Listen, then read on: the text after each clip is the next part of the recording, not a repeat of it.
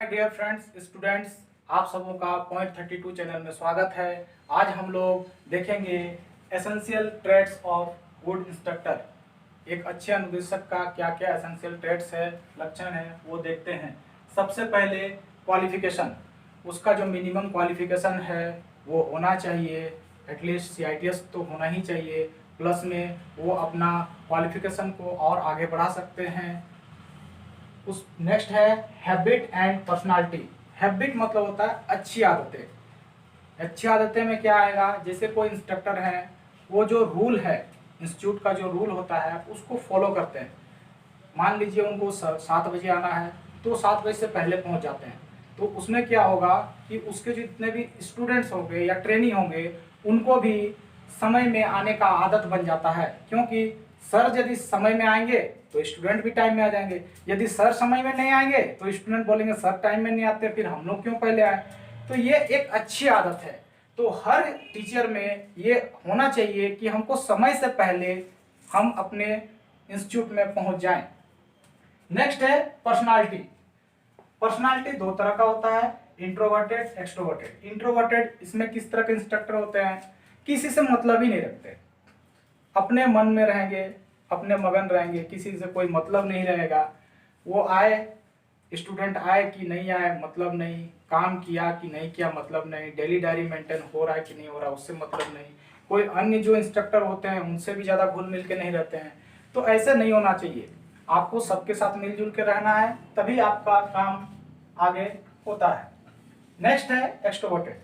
जो इंस्ट्रक्टर सभी के साथ मिलजुल के रहते हैं, स्टूडेंट के साथ भी, पूरा फैकल्टी जो वहाँ वर्क करता है इंस्टीट्यूट में, सभी के साथ मिलजुल के रहते हैं। उसमें फ़ायदा क्या होता है, सपोज दैट फिटर ट्रेड से कोई इंस्ट्रक्टर हैं और उनकी मशीन में कोई इलेक्ट्रिक प्रॉब्लम हो गया, तो वो क्या करेंगे, इलेक्ट्रिकल या फिर इलेक्ट्रिशियन से जो भी इंस्ट्रक्टर होंगे उनको इन्फॉर्म करेंगे। तो जब आप मिलजुल के रहते हैं, एक टीम वर्क होता है, तो आपको ज़्यादा फायदा होता है उससे। नेक्स्ट है क्वालिटीज। एक इंस्ट्रक्टर में क्या क्या क्वालिटीज होता है। सबसे पहले आते हैं फिजिकल क्वालिटी। इसमें क्या है, गुड हेल्थ। एक इंस्ट्रक्टर का स्वस्थ होना बहुत जरूरी है। आप यदि स्वस्थ नहीं रहते हैं तो सबसे ज्यादा बाधित जो होता है वो ट्रेनिंग में होता है।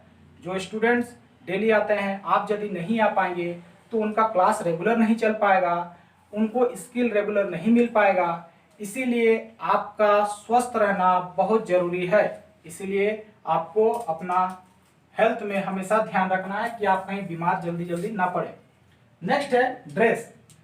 आप किस तरह से अपना पहनावा जो होता है उसको पहनते हैं।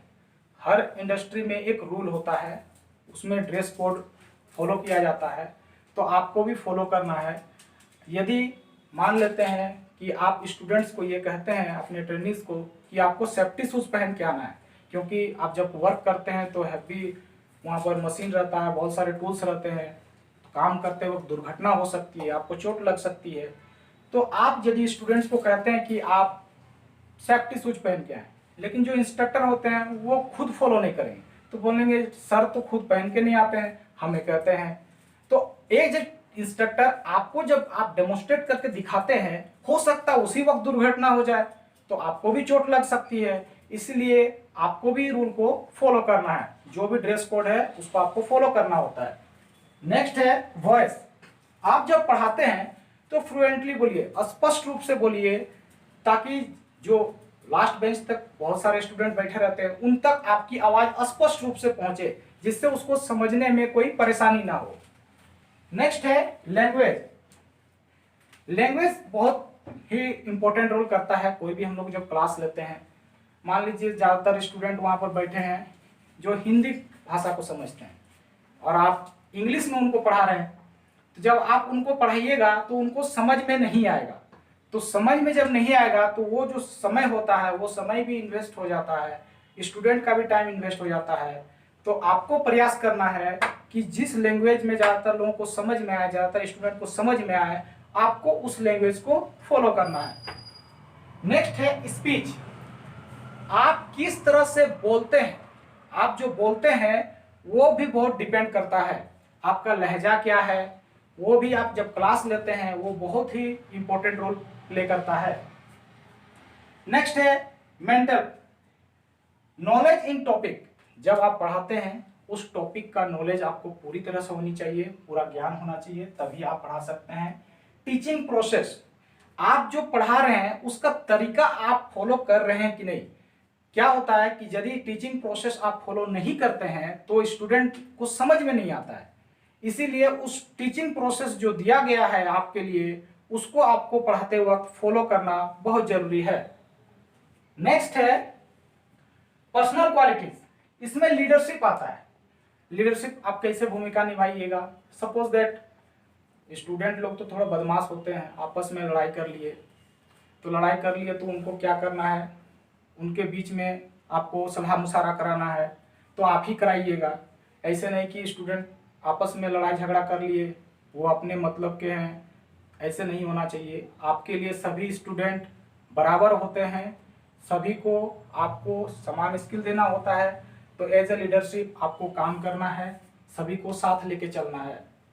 नेक्स्ट है क्लास कंट्रोल, जब आप क्लास लेते हैं, ये होना ही है, स्वाभाविक है, डिफरेंट स्टूडेंट रहते हैं वहाँ पर, किसी का दिमाग में कुछ चलते रहता है, आप क्लास ले रहे हैं, कोई बदमाशी कर रहा है, तो आपको ये पता होना चाहिए कि हम क्लास को कैसे कंट्रोल करें। जब आप क्लास ले रहे हैं, कोई कुछ दूसरा काम कर रहा है, आपने देख लिया, कोई मोबाइल चला रहा है, कोई किसी से बात कर रहा है, तो उसको भी आपको कंट्रोल करने आना चाहिए। नेक्स्ट है क्लास मैनर, क्लास जब आप लेते हैं तो बहुत सारे स्टूडेंट ऐसे होते हैं, थोड़ा सा दूसरे किस्म के होते हैं, क्लास में मौका ढूंढते रहते हैं कि कैसे हम लोग थोड़ा सा बदमाशी कर लें, तो उसको आपको कैसे कंट्रोल करना है ये आपको होना चाहिए, आपके पास ये ज्ञान होना चाहिए, तभी आप उस क्लास को मेंटेन कर सकते हैं, क्योंकि वहाँ पर बहुत सारे स्टूडेंट रहते हैं, तो आपको ये ध्यान में रखना है। गुड हैबिट्स, गुड हैबिट्स में क्या है, अच्छी आदतें। मान लीजिए आप सुबह सुबह आए, स्टूडेंट सभी बैठे हुए हैं, सभी का मन में कुछ दूसरा चल रहा होगा, पता नहीं आज सर क्या पढ़ाएंगे, लेकिन आपकी एक अच्छी आदत ये होती है कि जब आप आते हैं तो सबसे पहले उनको कुछ नया चीज़ बताते हैं। ये आपका अच्छी आदत है जो आप डेली उनको एक नया बात बताते हैं, करंट अफेयर्स बताए, या फिर कोई नया इंडस्ट्री खुला है, क्योंकि एनटीसी सर्टिफिकेट लेने के बाद उनको हो सकता है अप्रेंटिस करने जाना हो, तो आप उसको ये जो जानकारी देते हैं ये आपकी बहुत अच्छी हैबिट्स है, जिससे उसको बहुत फायदा होता है।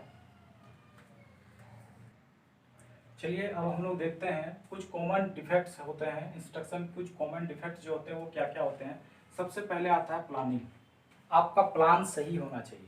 जब तक आप प्लानिंग नहीं करते हैं तो आप काम को कैसे शुरू करें ये आपको समझ में नहीं आता है, तो आपका सबसे पहले प्लानिंग जो होता है वो सही होना चाहिए, आप प्लान सही से कीजिए। फिर प्रिपरेशन, आपको जिस काम को करना होता है उसके लिए आपको प्रिपरेशन करना पड़ता है, तैयारी करना पड़ता है। ऐसे नहीं कि अभी मान लीजिए हम टर्निंग करने के लिए गए, अब मेरे पास टूल नहीं है, जब टर्निंग करने के लिए गए फिर बोल रहे कि नहीं वो टूल लेके आओ, ऐसा नहीं होना चाहिए, प्रिपरेशन सही होना चाहिए। देन फिर आप प्रेजेंटेशन कर सकते हैं, आप उसको बता सकते हैं, दिखा सकते हैं कैसे होता है।